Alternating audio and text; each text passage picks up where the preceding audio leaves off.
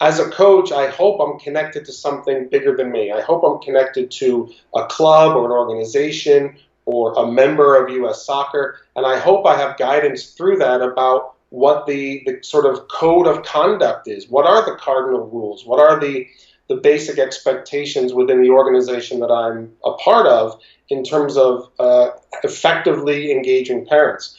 Because the more parents can get to know me and the more I can get to know them individually, the more effectively we can meet the goals of hopefully our organization and the needs of the player. And when I have that, and I have that idea of here's what we do in our organization, or here's what we don't do, what are the behavioral expectations, then all of us are working to something bigger. And we have to get to that point of not making it about me, but making it about something bigger than me, that's higher, that's a picture that all of us are striving to achieve. As a federation, we have that responsibility to try to paint that picture, but so do all of our different member organizations. So now when I work with the parent, we're looking at something that is detached from us as something we're trying to achieve collectively.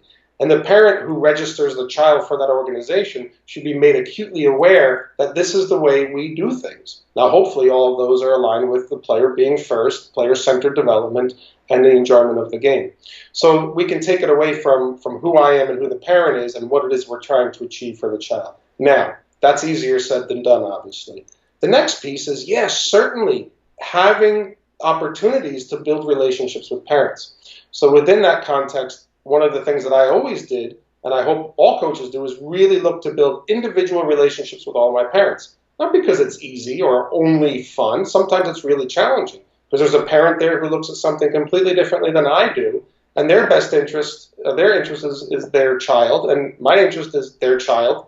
And how do we meet those things in the middle? How do we actually create an understanding of here are some of the do's and don'ts, here's what you can expect of me as a coach, here's what I would like to expect of you as parents, and at the same time, to do that in a way that brings a synergetic relationship to the table. If we want to engage parents, we have to do three things, right? We have to basically inform them, make them aware that information is there.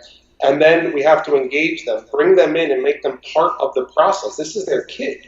This is the most important thing in all of our lives is our child, and we're putting our child into an environment that we're being asked to remove ourselves from. Completely fair, as long as I understand that environment. And I understand it because I'm informed, I'm engaged, and hopefully I'm supported. So within this idea of how we can then bring parents further, we have to help them understand what it is we're doing as coaches. So how do we actually look at the game of soccer? How do we actually look at players and their ability to meet the objectives of the game of soccer? How do we actually look at players as individuals that we want to bring further as people and kids?